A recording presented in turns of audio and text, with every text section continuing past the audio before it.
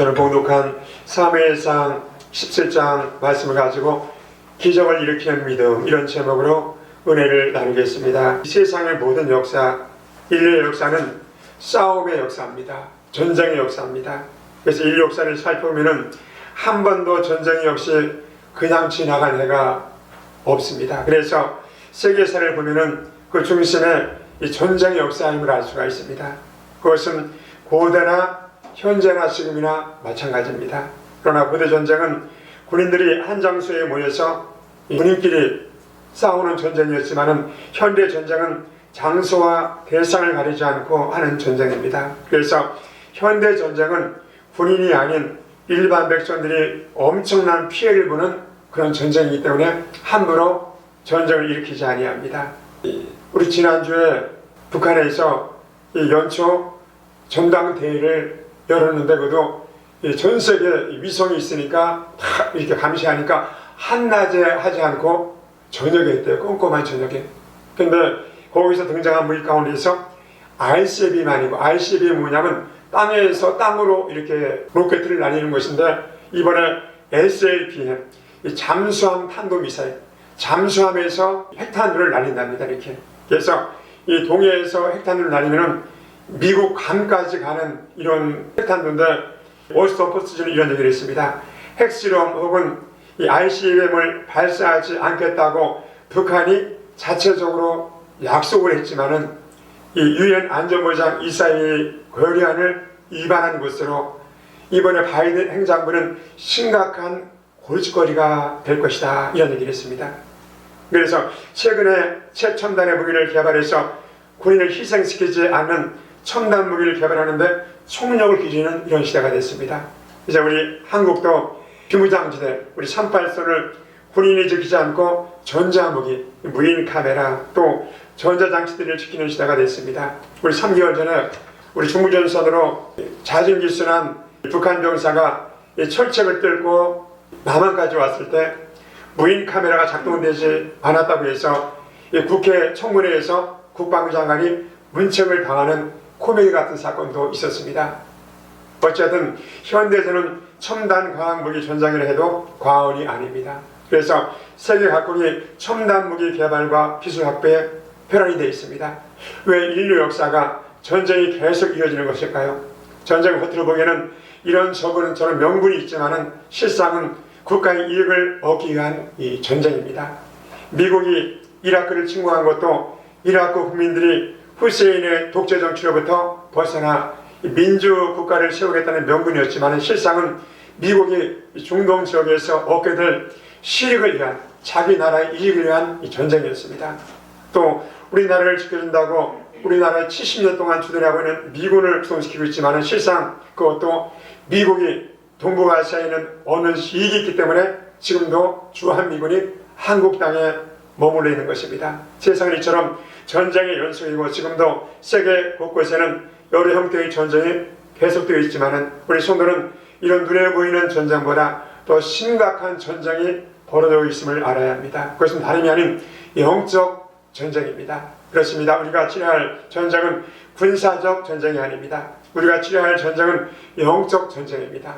그런데 그 영적 전쟁이 사람의 힘이나 능력 또 무기의 수에 달려있지 않다는 것을 알아야 한다는 겁니다. 이 사람들은 이 영적 전쟁이 눈에 보이지 않기 때문에 이 전쟁을 알지도 못하고 있습니다. 그리고 그 심각성을 전혀 생각하지도 못하고 있습니다. 그러나 분명한 것은 이 영적 전쟁은 지금도 이 순간에도 살벌하게 벌어지고 있다는 것을 믿으심으로 여러분 늘 기름을 준비하고 깨어있는 여러분 다 되시기를 예수님의 이름으로 축복하고 축원합니다. 그러므로 성령과 사탄의 전쟁, 이 전쟁에 임하는 우리 성도는 영적 무장을 해야 할 줄로 믿습니다. 그러면 우리 삶 속에 놀라운 기적들이 일어나게 될 것입니다. 그렇다면 우리가 이 영적 전쟁에서 기적을 맛보려면 어찌해야 할까요?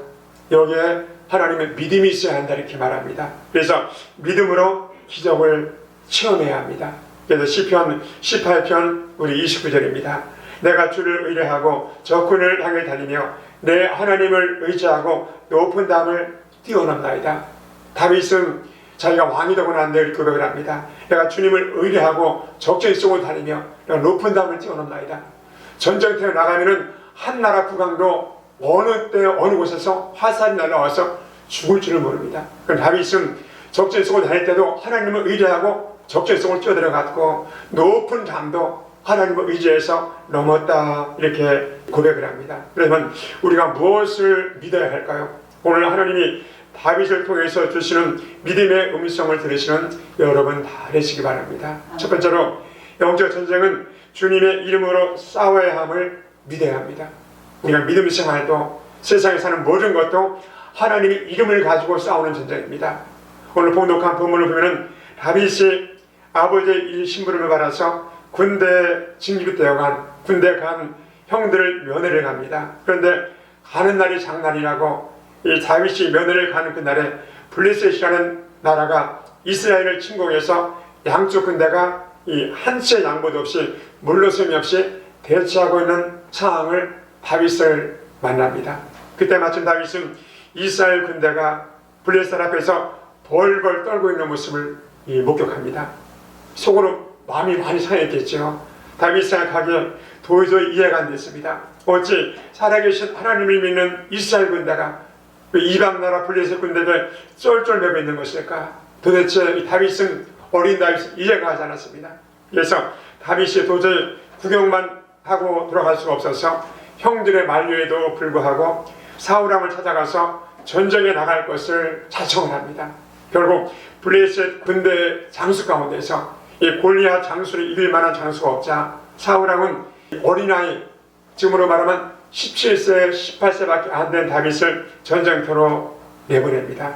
그때 다윗이 이런 고백을 합니다. 오늘 본문 45절입니다. 다윗이 블레셋 사람에게 이르되 너는 칼과 창과 단창으로 내게 오거니와 나는 만군의 야훼 이런 곳 내가 모독하는 이스라엘 군대의 하나님의 이름으로 내게 가노라.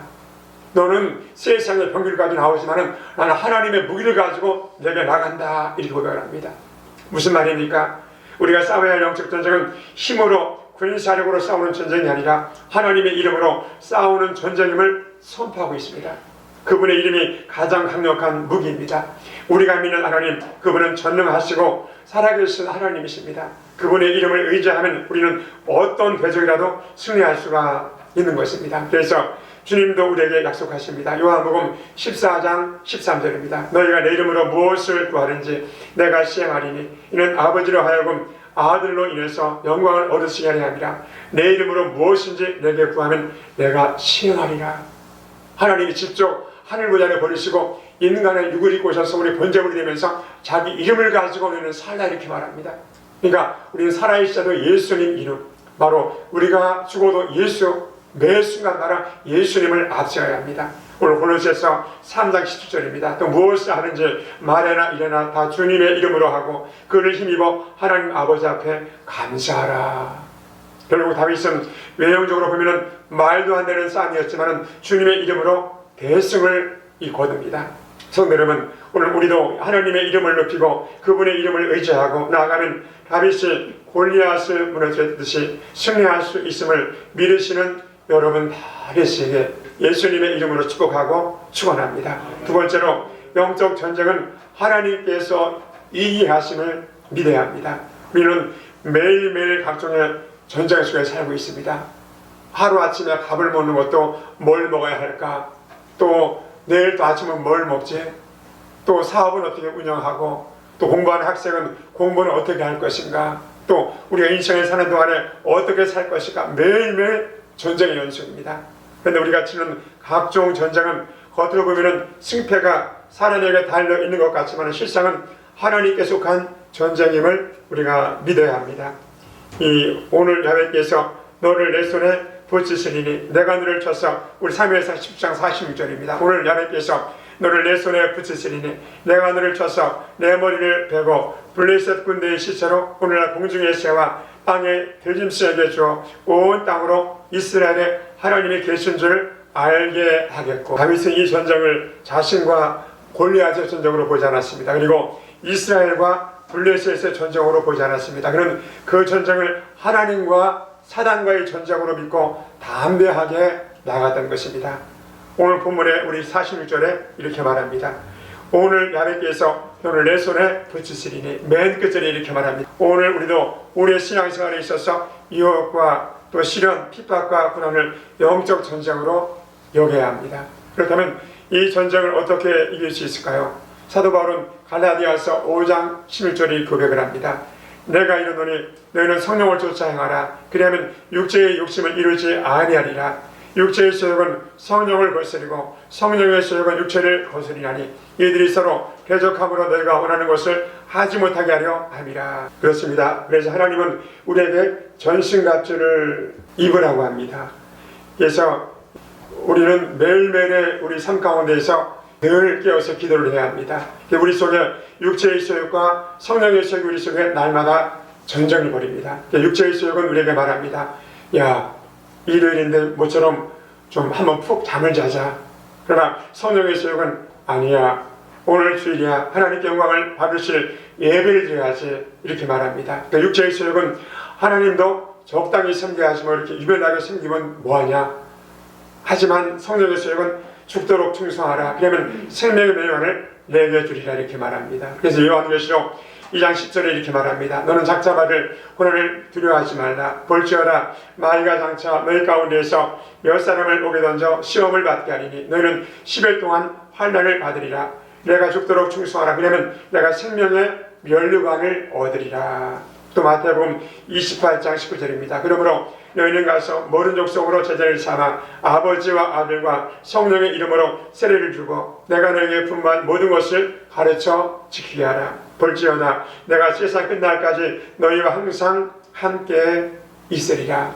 우리 속에는 하나님의 유혹이 얼마나 우리를 유혹하는지 모릅니다. 이 전쟁에서 승리하지 않으면 우리는 하나님의 은혜를 진정으로 누리지 못하게 되는 것입니다. 그렇습니다. 그래서 하나님은 우리에게 전신갑주를 입으라고 말합니다. 그 전신갑주는 이렇게 말합니다. 에베소서 6장 14절입니다. 그런즉 서서 진리로 너의 허리띠를 띠고 의의 훈계를 붙이고 평안에 예비한 것을 신을 신고 또 모든 것 위에 믿음의 방패를 가지고 이로써 너희 악한 자의 모든 화전을 소멸하고 구원의 투구와 성령의 공업 곧 하나님의 말씀을 가지라. 이렇게 말합니다. 이 하나님의 사람으로 진리로 무장하고 의로 땀을 닦고 복음의 신을 신습니다. 믿음의 방패를 갖습니다. 구원의 투구를 씁니다. 여기까지는 모두가 방어용입니다. 유일하게 하나가 공용무기가 있는데 그것은 바로 성령의 공, 바로 하나님의 말씀입니다. 그렇기 때문에 우리를 유혹하는 악한 세력을 말씀으로 물리치시는 여러분 다 되시기를 예수님의 이름으로 축복하고 축원합니다.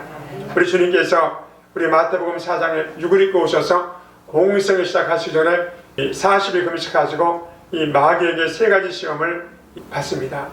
그래서 우리 마태복음 4장 우리 1절입니다. 그때 예수께서 성령으로 이끌려 마귀에게 시험을 받으러 광야로 가사 40일을 밤낮으로 금식하시는 줄이신지라 시험하는 자가 예수께 나와서 이르되 내가 만일 하나님의 아들이어준 명예에서 이 돌들로 떡덩이가 되게 하라. 예수께서 대답하여 이르시되 기록되시되 사람이 떡으로만 살 것이 아니요 하나님의 입으로 나오는 모든 말씀으로 살 것이라 하느니라 하시니 이에 마귀가 예수를 거룩한 성으로 데려다가 성전 꼭대기에 세우고 이르되 내가 만일 하나님의 아들이어든 뛰어내리라. 기록되었으되 그가 너를 위해서 옛 사자들을 명하시리니 그들이 손으로 너를 받들어 발이 돌에 부딪히지 않게 하리로다 하였느니라.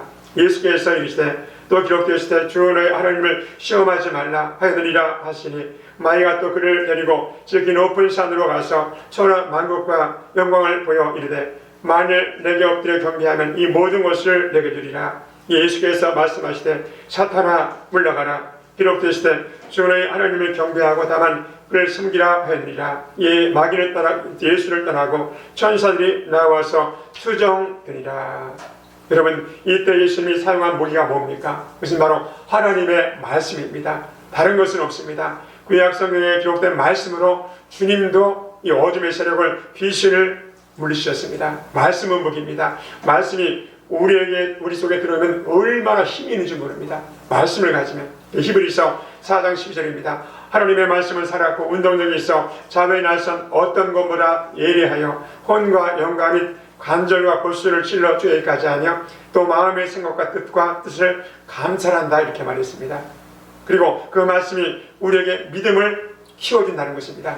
그렇기 때문에 우리도 말씀으로 무장해서 우리를 대적하는 악한 영을 다 이기심으로 이번 한 주간도 가는 곳마다 하나님의 은혜와 축복이 넘치는 여러분 다 되시기를 예수님의 이름으로 축복하고 축원합니다. 세 번째로 영적 전쟁은 우리 실력이 아닌 하나님의 도우심으로 승리함을 믿어야 합니다.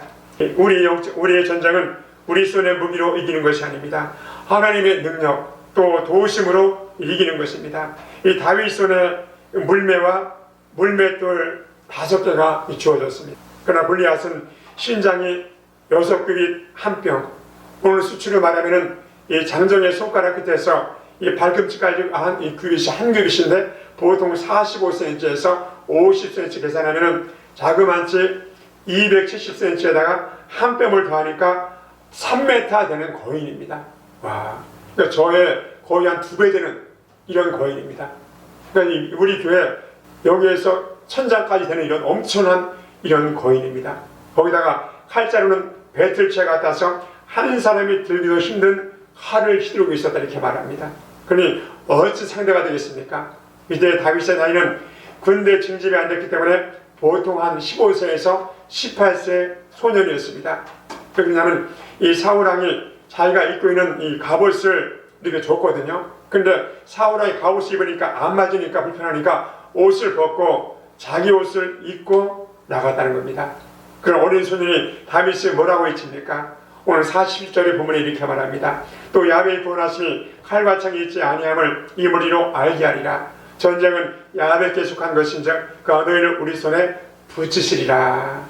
구원이 칼과 창이 있지 않다는 것을 알게 해줬다는 것입니다. 전쟁은 야훼께 속한 것입니다. 그러니 하나님이 너희를 우리 손에 붙이시리라 담대히 고백을 합니다. 그러니까 우리 삶의 입술의 고백이 얼마나 귀한지 모릅니다. 평소에는 우리 하는 생활 가운데 하는 이 말 한마디, 또 하나님 앞에 기도할 때 기도하는 말 한마디. 그래서 여러분 기도할 때, 특별히 기도할 때 기도 잘해야지 합니다. 서운 기도 하지 마시고, 서운 기도 함부로 하지 마시고 고백을 잘해야 합니다. 그러면서 달려드니까 골리앗이 얼마나 가소롭고 기가 막히겠습니까?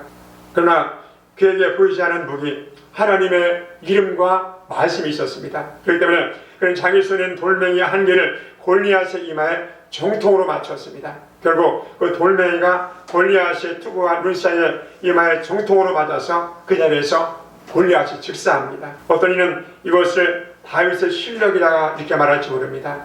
그러니까 평소에 양치기를 하면서 양들에게 달려들던 일이나 늑대들을 또 곰들을 향해서 사용하는 물맷질이 도움이 되었다고 합니다. 그럴 수도 있을 것입니다. 그러나 그렇지 않아도 하나님이 돕지 않았다는 그들은 골리앗의 이마에 박히지 않았을 것입니다. 이 하나님의 정확하고도 완벽한 도우심이 있었습니다. 성도 여러분, 여러분은 어떤 실력을 갖추고 있습니까? 체력이 남다르고 힘이 있습니까? 공부를 많이 해서 지식의 힘이 있습니까? 아니면 남다른 능력을 소유하고 있습니까? 그것들이 여러분의 영적 전쟁에 도움이 될 수 있을까요? 아무리 힘이 세고 지식이 있고 돈이 있고 실력이 있어도 하나님이 도우셔야 승리함을 미루시는 여러분 다 되시기 바랍니다.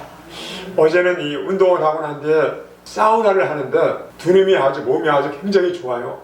그리고 문신도 있고 보니까 가만히 보니까 조폭 비슷하게 생겼어. 근데 이 두 놈이 앉아가지고 하는 얘기가 그 얘기야. 야씨, 우리 살 좀 빼야겠다.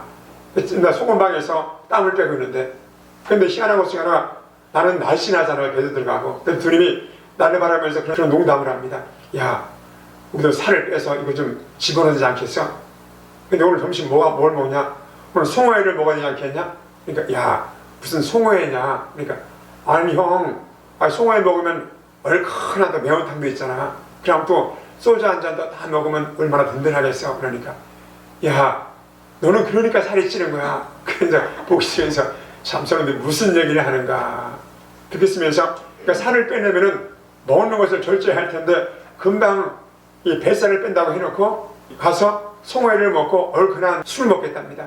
그러니까 우리는 우리 입술의 고백이 얼마나 무서운지 모릅니다. 하나님은 우리를 세밀하게 돕는 자십니다. 그러니까 우리 평소에 하는 행동 하나, 우리가 하는 행위 하나를 다 일일이 보시고 축복하시는 하나님이십니다. 이 하나님의 도우심으로 오늘 우리도 여기까지 왔습니다. 그 도우심 때문에 우리가 주님을 섬기고 있습니다. 시편 112편 1절에 이렇게 말합니다. 내가 산을 향하여 눈을 들리라. 나의 도움이 어디서올꼬 나의 도움이 천지를 지으신 야훼에게로소다. 또 시편 118편 7절입니다. 야훼께서 내 편이 되사 나를 돕는 자 중에 계시니 그러므로 나를 미워하는 자에게 보응하시는 것을 내가 보리로다. 어렸을 때 우리 어머님이 우리 할머니하고 할아버지를 위해서 항상 이렇게 옷을 해줄 때 항상 풀을 먹여서 이렇게 발로 밟으셔서 대리비를 이렇게 다니는 것을 많이 봤어요. 그러니까 이 풀을 먹여서 특별히 우리 할아버지 두루마기 같은 풀을 먹여서 하는데 그때 우리 어머님이 이렇게 대청마루에 앉아가지고 시아버지 그 옷을 밟고서 이렇게 발로 밟더라고요. 외방적으로 밟으면서 우리 어머님이 먼 산을 바라보면서 중얼거리는 우리 어머니 모습을 봤어요. 그때 우리 할머니한테 시집살이 당하고 우리 아버지한테 구박을 당하고 그러니까 얼마나 시집살이가 힘들겠습니까? 그때 우리 어머니들이 촉촉한 사슴같이 어떻게 해요? 먼 산을 바라보는 눈을 봤어요. 그걸 바라보면서 가끔씩 기도하면서 이렇게 나도 기도합니다. 내가 산을 향하여 눈 들리라. 나의 도움이 어디서올꼬 나의 도움이 천지를 지으신 하나님에게로소다. 우리가 세상에 사는 동안에 아무리 땀 흘리고 내가 발버둥치고 앞으로 뜀박기를 해도 하나님의 도움이 없이는 한 발짝도 나가지 못하는 것이 우리 인생입니다.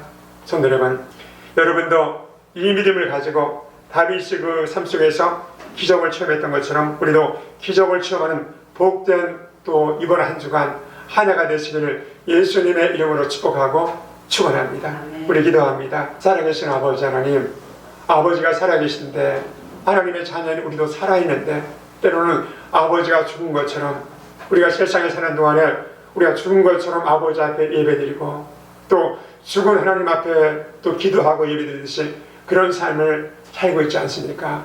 오늘 본문에 등장하는 사무엘상 17장은 다윗이 우리 블레셋 우리 장수 골리앗을 무너뜨리는 작은 내용입니다. 이것이 우리 삶의 목표가 되길 아버지 원합니다. 우리가 사는 동안에 얼마나 많은 두려움과 또 위험과 또 얼마나 많은 또 아버지의 장애물이 우리 삶을 막습니까? 오늘 다윗이 골리앗 앞에 담대하게 주님의 이름을 위해서 나갔던 것처럼 우리도 하나님 앞에 담담을 가지고 승리하는 저희가 되게 주시옵소서. 지난 한 주간도 세상에 살면서 무겁고 힘든 것까지 올라갔사오니 이 시간 아버지 앞에 풀어놓고 기도할 때 하늘문이 열리게 해주시고 저들의 모든 강물을 넘치는 복으로 풍성히 채워 주시옵소서.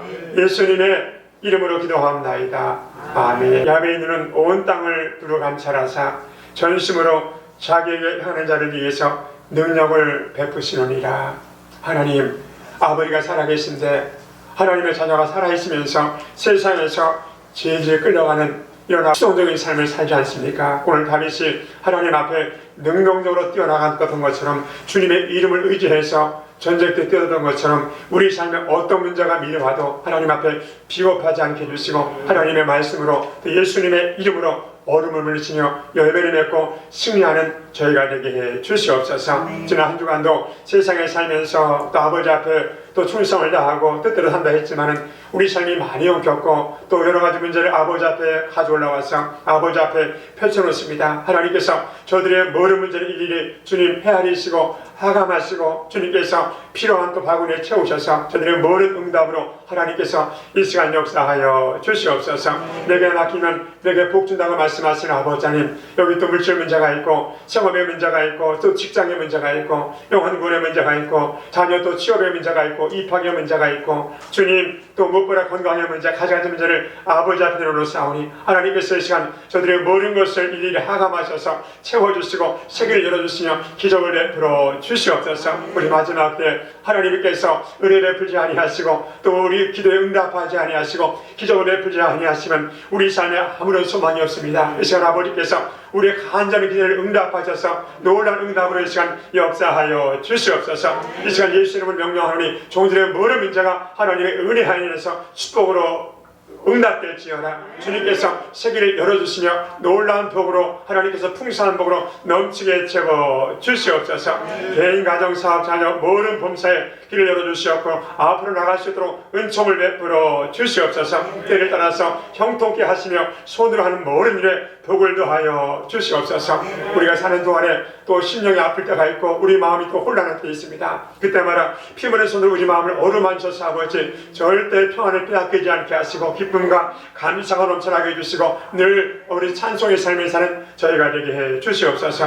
혹시 또 몸이 아픈 자가 있습니까? 생활이 또 아버지 등에 okra진 자가 있습니까? 망가진 것이 있습니까? 피 묻은 손으로 이 시간을 안수하셔서 저들의 모든 병을 고쳐주시며 또 아버지 망가진 것이 새롭게 변화가 되게 하시며 깨끗이 정상으로 회복되게 하여 주시옵소서. 이 머리 발끝까지 깨끗이 고쳐주시고 모든 질병을 깨끗이 낫게 하여 주시옵소서. 이 시간 예수의 피로 명령하노니 모든 질병은 고침 받을지어다. 남의 입을지어다. 우리 아버지께서 깨끗이 고쳐